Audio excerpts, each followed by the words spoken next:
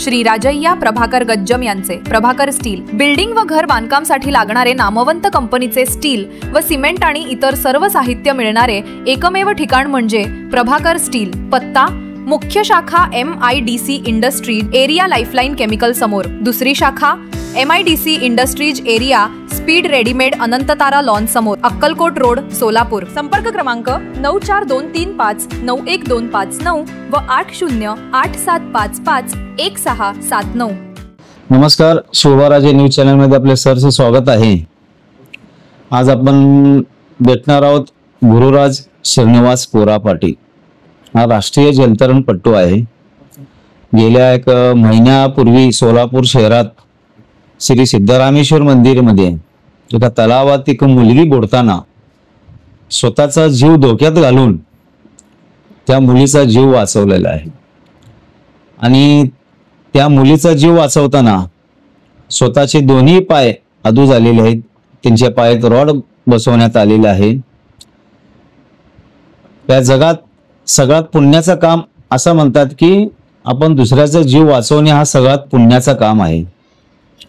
त्यातलाच पुण्याचं काम म्हणलं तर सोलापूर शहरातील व पूर्व विभागातील अशोक चौक येथे राहणारे गुरुराज श्रीनिवास कोरा पाटील यांनी केलेलं आहे।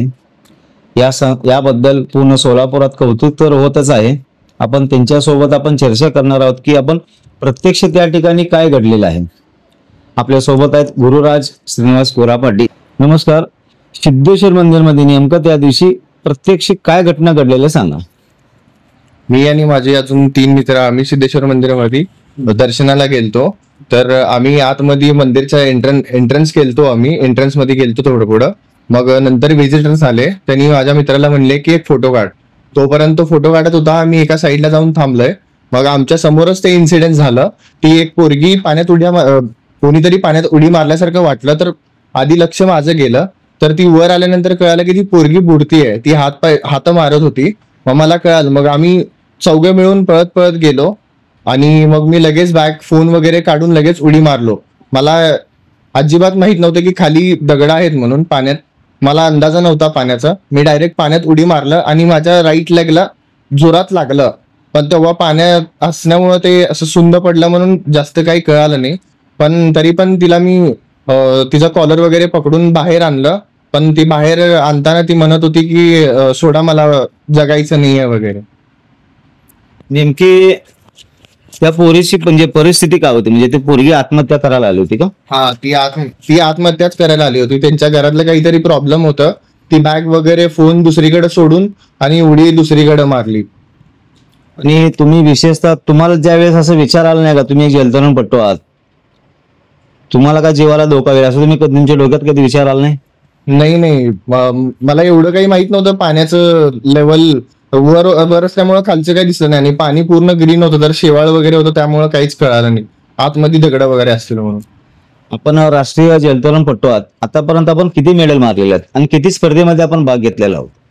नॅशनलचे 5 स्पर्धेमध्ये मी भाग घेतलेला आहे आणि त्यातले मला 2 मेडल्स आहेत नॅशनलचे। मग आता तुम्हाला किती दिवसांनी डॉक्टरांनी रेस्ट करायला सांगितलं ना? आता पायात काय काय घालण्यात आलेलं आहे?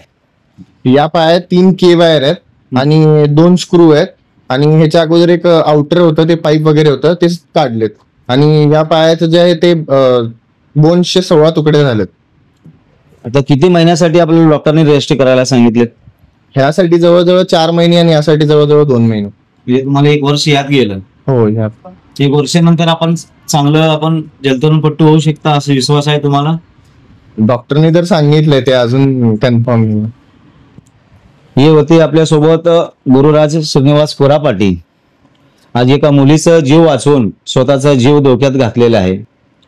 आपल्या माध्यमातून मी सोलापूरचे कलेक्टर व सोलापूरातील सगळ्या लोकप्रतिनिधींना विनंती करतो की याची दखल आपण घेऊन महाराष्ट्र शासनापर्यंत पोहोचून त्यांना शौर्य पुरस्कारासाठी आपण शिफारस करावी, आपल्या माध्यमातून मी विनंती करतो।